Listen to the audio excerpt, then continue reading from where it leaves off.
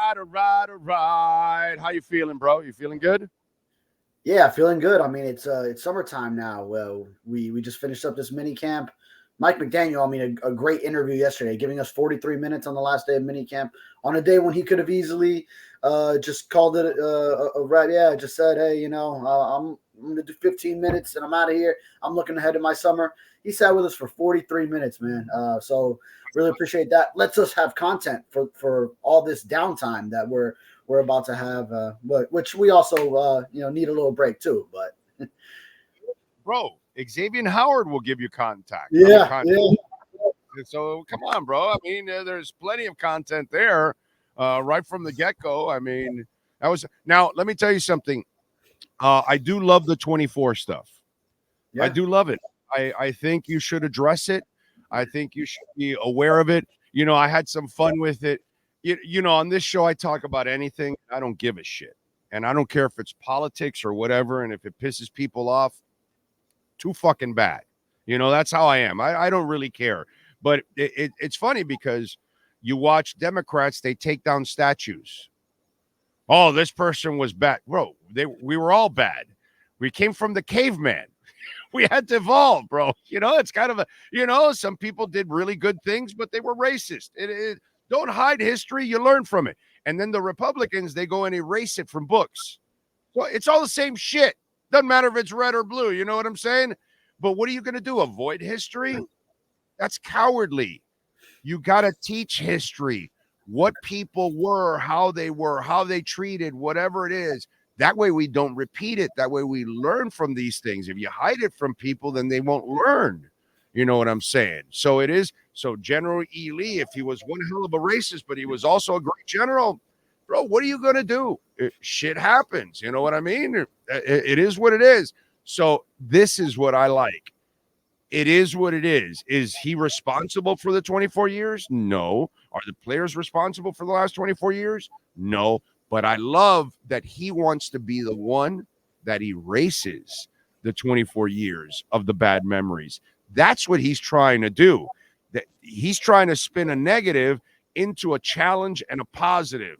Hey guys, you got the chance to do what no one else has done for 24 years. I think that's cool, man. I Yeah. really do. And I think he's always been willing to attack a narrative head on, any negative narrative toward the Dolphins head on.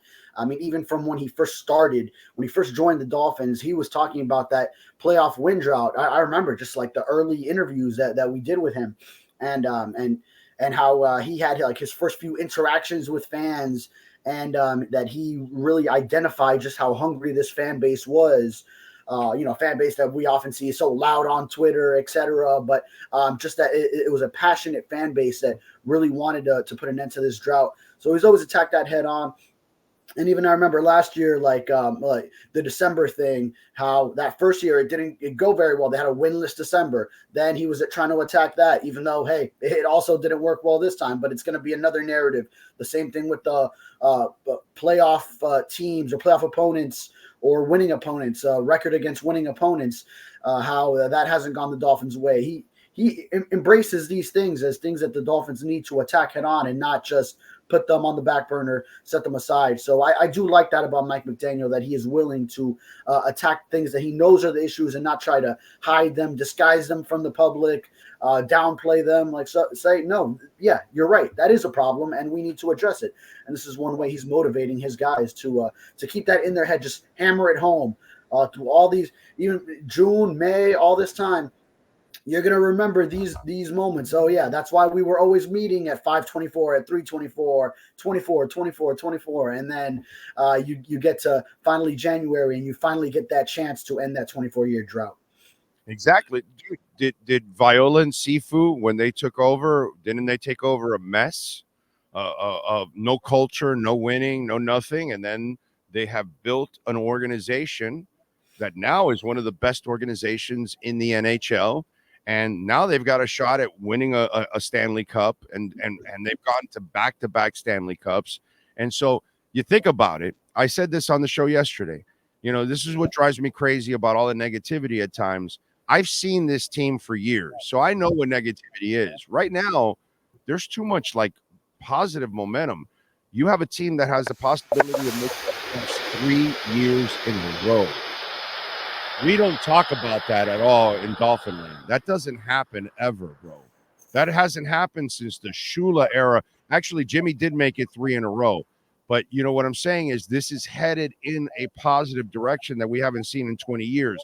Your offense will probably be again top 5 3 years in a row. Your quarterback might end up being in the MVP race 3 years in a row. So these are the things that you start to build up to start breaking those kind of streaks, to stop being the kind of team you've been in the past.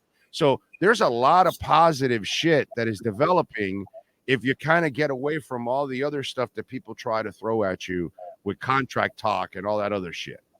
Yeah, and even then, we would talk about this window of sorts, like when while you have Tyreek Hill, while you have Jalen Ramsey, and the Dolphins have kind of set themselves up now, pivoted from that, where now you've got, once you get Tua signed in long term, you already have Jalen Waddle in long term, sort of setting themselves up so that they can sustain it even when it's the years beyond Tyreek Hill and.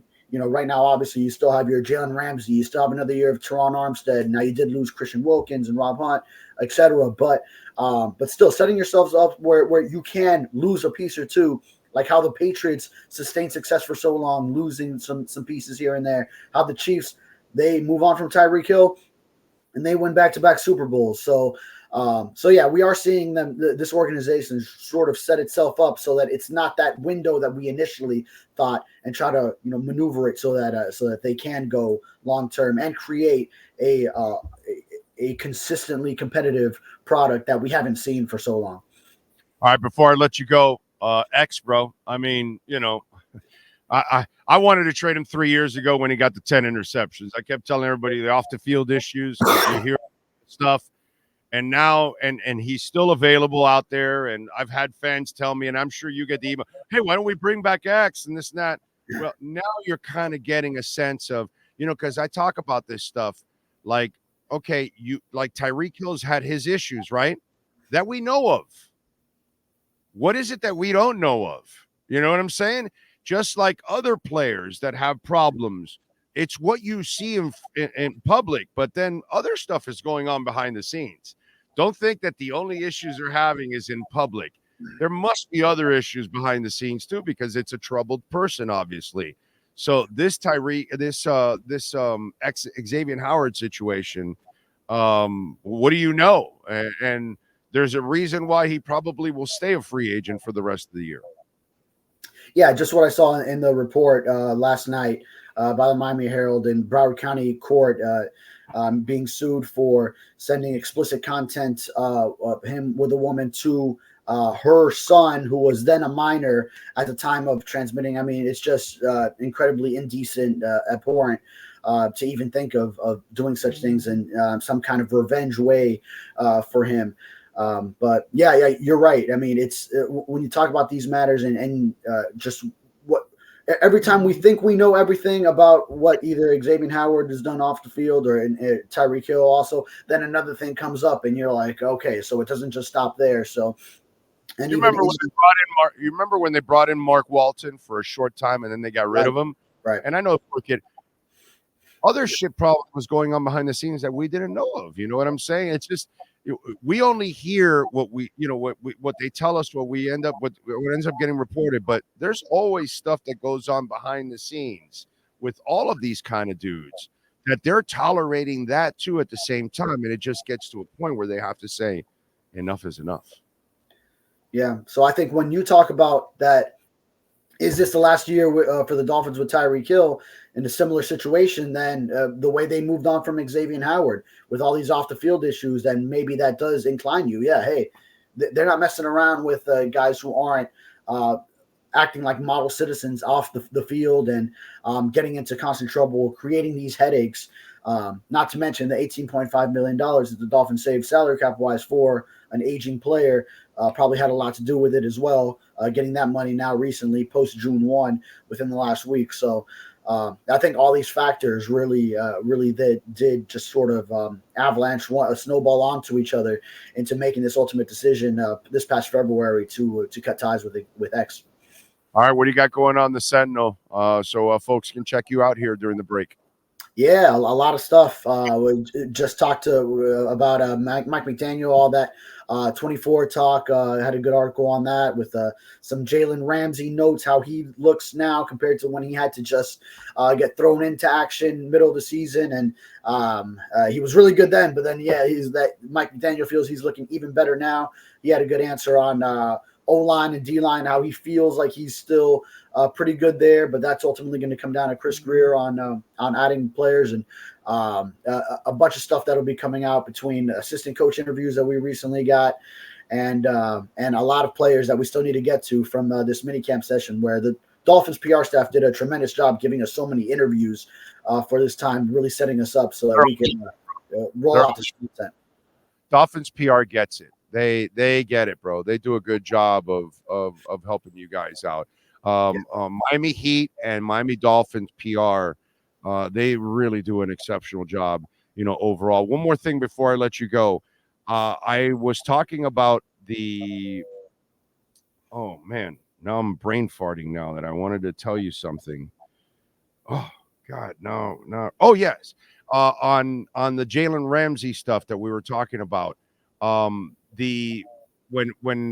you lit a fire in me on the defensive side, Weaver enlightened us on what happened over in the offseason in his press conference. I don't know if you picked up on it, because most of us said, oh, you lost Christian Wilkins. You signed 476 defensive tackles because you replaced one guy. That's actually not true. He told you, because kudos to Omar. He asked a question about, how the style of defense and how he likes to have waves of players. Yeah. And so you're not going to keep 5 running backs. I've been saying that for a while. You're going to keep 4 instead of 5. Maybe you won't keep an extra tight end this year, because maybe you're keeping extra defensive linemen because your defensive coordinator is the guy that also influenced your free agency and why you signed so many D linemen, and maybe why you're going to run things a little bit more different. They may carry. That's another thing we want to look at. They may carry extra defensive linemen. So it's not so much about replacing Wilkins with a whole bunch of guys. It's about a bunch of guys rotating in and out. Absolutely. And like last year, for example, we always take attendance at practices, right? And then the roster that the Dolphins hand us on paper, where we check guys off, it's divided into position groups. So then you'll see the defensive line part of it last year. It was like so small because it was just Christian Wilkins, Zach Sealer, Emmanuel Ogbo was listed as a defensive end, even though he would stand up on the edge. And then it was like Brandon Peely and Deshaun Hand. It was just very limited because Wilkins and Sealer were taking most of the workload there. They were rarely coming off the field, which is pretty uncommon for a pair of defensive linemen to stay on the field for that many snaps. So it'll be completely different this year. I'm sure Zach Sealer will probably lead the team in all those snaps. Pressure Sealer at the end, right? Right. The theory there being that you have all these different guys giving you whatever the number might be, 20, 25, up to 30, but they're fresh for all of those instead of 2 guys that go for 50 to 60 defensive snaps. But they're wearing out, and sure, those guys are tremendous athletes and they're going for so long, tremendous endurance to play that high intensity for that many snaps. But that if you rotate guys, keep them fresh, you're going to get the best out of them on those 20 snaps, as opposed to, you're just counting on these 2 top dogs to always get it done for you. So there's the theory there. Follow him on Twitter at David Furones _ and catch his work there at the South Florida Sun Sentinel. David, as always, thank you, my brother. Have a fantastic weekend, my friend. We'll catch up on Tuesday. Yes, sir. Sounds good.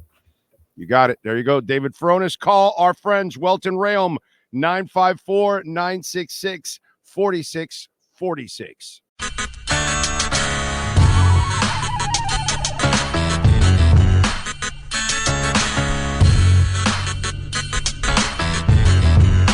This is the Big O Show.